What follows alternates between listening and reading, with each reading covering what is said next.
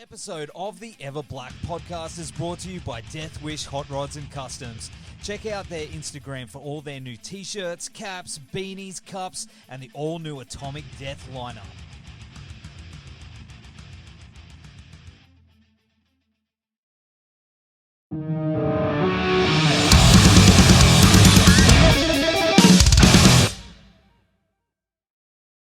Well, Tony, thanks for joining us on the show, brother. How's everything going over there, huh? Yeah, it's good, man. Busy. Just got home from tour like 2 days ago. I've been doing press like nonstop. It's been exciting. It seems like everyone's amped on the new record and shit. So it's a good problem to have. Yeah, man. Yeah, the album is really, really fucking good. Awesome. Thank you very much. Yeah, dude. How I'll get to that in a sec, but I want to know how was it being back out there on the road? Like, what was it like? Oh man, we've been back at it for a while now. I think pretty much since last September, we've been going pretty hard. It was weird at first. Now, we've gotten used to it. It's just weird because like people are starting to get sick again, but it's not like the same, So it's a little. That's a little stressful because you never know something crazy is going to happen to somebody, and there's always like you're always like, staring down that barrel of the gun. But for the most part, we haven't really had any problems. We've been really lucky. I hate to say that, knock on wood, to not really run into anything like that. I mean, yeah, it's been pretty crazy though, and stressful wise, but the shows have been incredible. People are really excited about them, and the turnouts have been huge, and yeah, it's been real fucking cool. It's nice to be back after like 2 years of that shit, Oh fuck yeah, that's awesome, dude. That's man, it's so good to hear. I mean, I've seen your photos and stuff on Insta and the different posters and stuff, and I'm like, man, that's so good to see.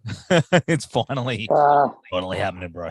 I feel that for everybody too, man. Like, yeah, I mean, restaurants, so many of my friends work at restaurants, and God, it just sucked, man. Like, I remember when the shit was real bad. I live near the beach, and they like closed the beach down. That was brutal. Yeah. It's like, fuck.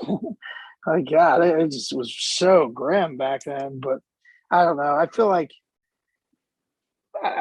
now it's just like I'm just trying to push positivity and focus on like moving forward, and getting the past behind us. 100%, man. And there's, as we were saying about the new see, this is what happens to me at this time of the morning. I can't even English. Municipal Waste album, Electrified. Did I even say that right? What time is it there? 7:30, which is not even that early. I'm just making excuses. You need some coffee, dog. You get that. You need that Australian coffee. Yeah, I just go. Is that what cocaine? Is that what cocaine is? Australian coffee.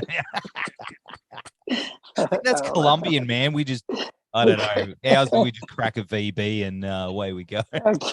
Yeah. But I mean, this new bath album. salts. Sorry. Hey, you're talking about the Valley in Brisbane, mate. But this album, Electrified Brain, is fucking amazing. It's out this week on July 1st, and it shreds on all levels, man. Like, it makes me want to drink all the beers, crush the cans on my skull, and pull the Electrified Brain face on the front. You can see it. Oh yeah. My face. I know that face. Yeah, it's like the opposite of a stank face, but it's yeah. It's, man, you knocked it out of the park. You got to be absolutely proud of this record. Yeah, we are. I mean, we're having a little party this weekend to celebrate the release. It's been a really long time. I've never actually like sat on a record this long. And when I say sit on it, like we finished it, but we didn't turn the art in. And we just kept listening to it, and then going back and fixing it, redoing it, working on different things. And it's just this huge relief to get it out there into the world. I think it's going to be something special. Like I really, I don't know. It's just something positive about it that is just much needed. It's summertime here, and I feel like it's got a good like summertime barbecue party vibe to it. So, 100%. Yeah, man. Yeah, absolutely. And there's so many great songs on this one, and I love, I love your albums, the song titles like Blood Vessel Boat Jail, 10 Cent Beer Night, and Paranormal Janitor is one I like.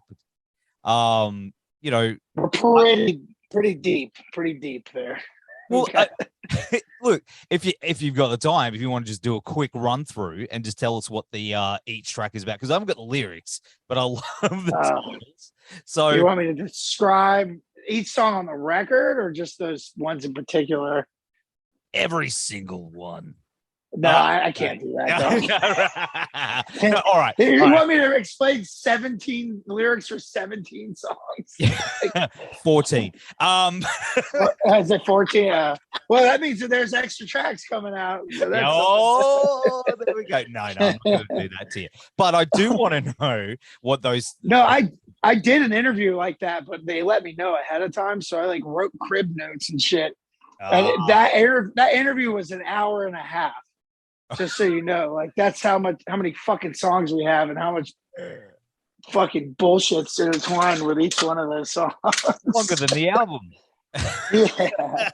But, I do want to know what that Paranormal Janitor is about, though. Okay, so back in the there's been a running theme. We have a bunch of running themes lyrically with all of our songs, and not all of our songs, but with all of our albums and all of our records. And this, I think the Paranormal Janitor theme started. Because I got all the records sitting right here. So that started from the first 7-inch, the EP we did when we were only a band for 2 weeks. Let me see. Fucking A. Sorry, buddy. Looking through my records. Did somebody steal my damn 7-inch? No, I'm just kidding. All right, so that one is the first song that we call it the Detention Moss Session series, because the first song on our first 7-inch, or one of the first songs on our first 7-inch we did, it's called Detention Moss Session. So basically, it's a storyline, kind of like Trauma, maybe like Toxic Avenger-esque, but it's about this high school called Municipal High, and all this crazy shit takes place. So that's been going on. We had a song on the second, I think it was the split with Crucial Unit. This is going way back. They were talking 22 years. Second song was Detention Moss Session 2, Scantron Slamathon. Okay. So moving on. So then it went to, I can't remember, it was Hazardous Mutation. There's Lunch Hall Food Brawl, which I think that's another Detention Moss Session song. I'm trying to name every single one of them, but you get the point. So then even now, 22 years later, we're still writing ridiculous songs. Oh, Substitute Creature, yeah, that was another one. So they're all school related, somewhat monster stories telling the tale of Municipal High. And maybe one day we'll do a movie about it, or a short film, and maybe get Trauma to help us with it, or somebody interesting like that. But we have a similar storyline with the Death Ripper tale, and that's something me and Ryan cooked up years ago. And we just did a short film with that for the song Electrified Brain. Yes. And that goes back, that storyline started on the Hazardous Mutation record. So a lot of people just think we write about beer bongs and dumb shit like that, but there's a lot of weird intertwining storylines that have been going on since the band started. So it's kind of cool. It's we're a little bit deeper than a lot of people think, that would just hear about our band and not really know much about it. I'm all about all that stuff, man. If you could see what this room sort of represents, I guess I've got the Trauma stuff over in the car. I've got all that stuff goes hand in hand for me, metal and all that stuff. So I obviously gravitate to that. Oh yeah, I mean, I guess that's something that stuck with me and Ryan. I mean, God, if you go to Ryan's house, it's they're just old horror VHS. Like he still collects VHS tapes. I mean, so he's just got like a room full of VHS tapes, and then he's got like vinyl. He has a laser disc collection, you know. Wow. Yeah, and it's all old horror and stuff like that. I mean, it's just something that's been ingrained with us as well, like you, since we started. And it's like, yeah, that mixed with like a love for like aggressive music and trying to like combine all those things into one fun package has been our mission since we started. Well, I mean, back to the videos. I mean, they are incredible. I mean, the effects in them are really, really fucking good. Like, Yeah, unbelievable for a video. Like, they're insane. That guy, man, look him up. His name, not right now, but you know, if anyone listening or whatever, his name's Norman Cabrera.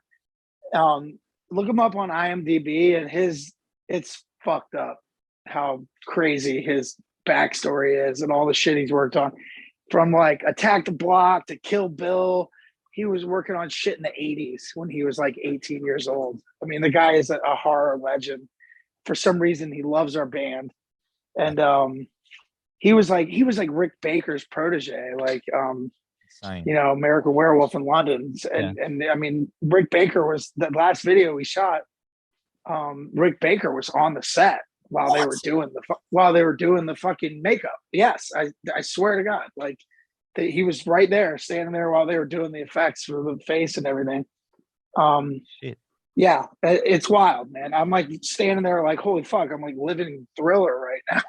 Like, it's really fucking neat, you know. Like, that is cool. Like, I can't thank Norman enough for giving us that opportunity and just pulling in every favor he could with the small budget that we had to create like such a fucking insane looking music video. And I'm glad you like it and appreciate it because man, it's really crazy to us and something that we like really care about and are proud of. You got to do the movie. Call up Uncle Lloyd from Troma, tell him, and just tell him Nev said, do the movie, and then bring them together. They're funny.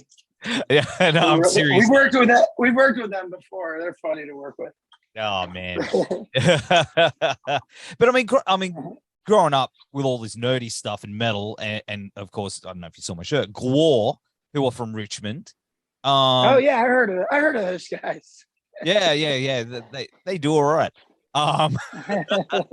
Did you have much to do with those guys over the years, and Dave Brocky being from the same area? Yeah. We have a very long-standing history with Gwar. They took us out on one of our first tours. Me and Brocky were real close friends before he passed. Oh, man. We toured with them countless times.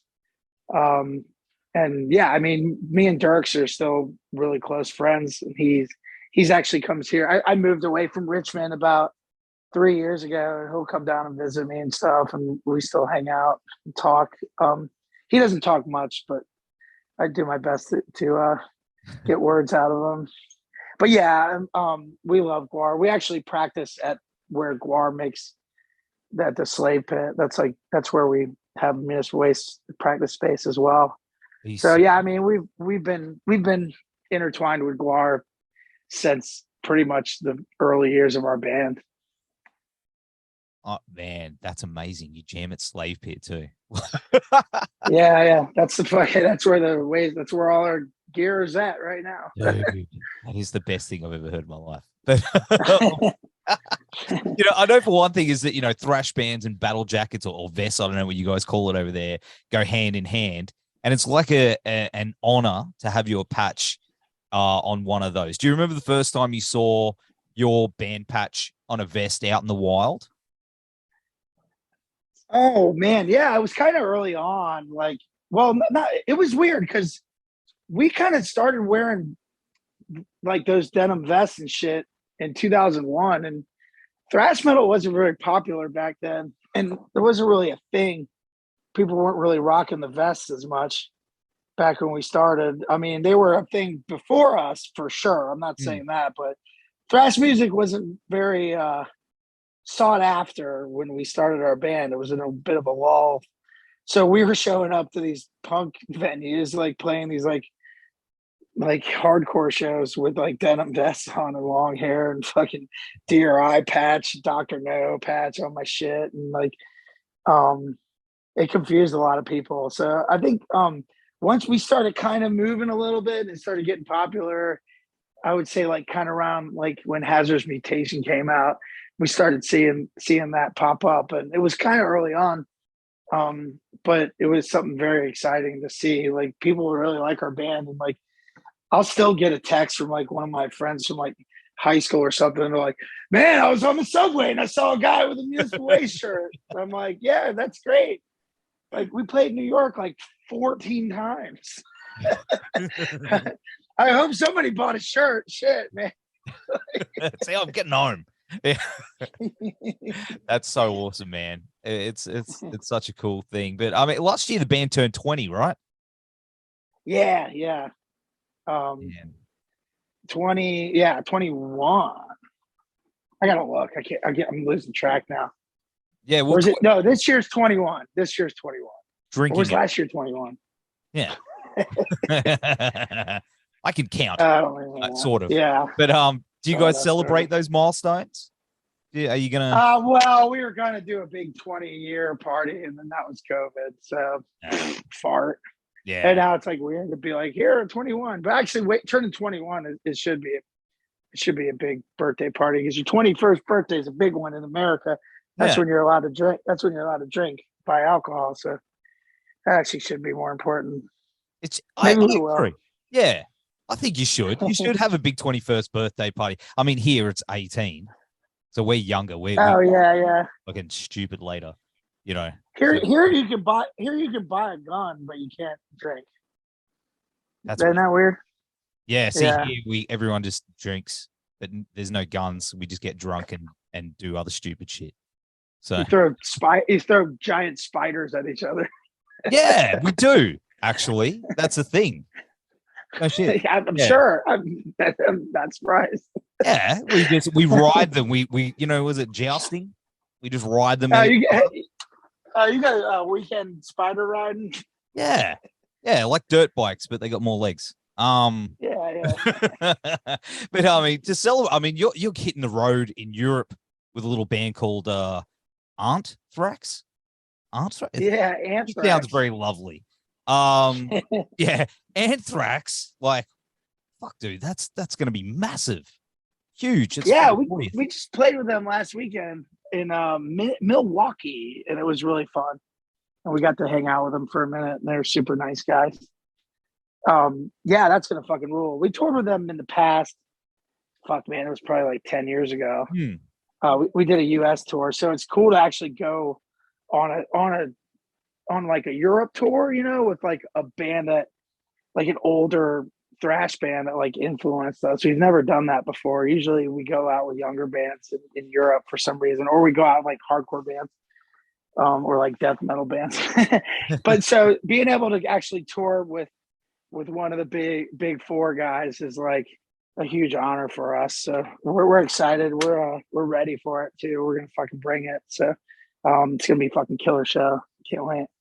Man, and what about Australia? I mean, I know we're all the way down here, but you got plans to come back and drink all our beers and ride our spiders into the sunset?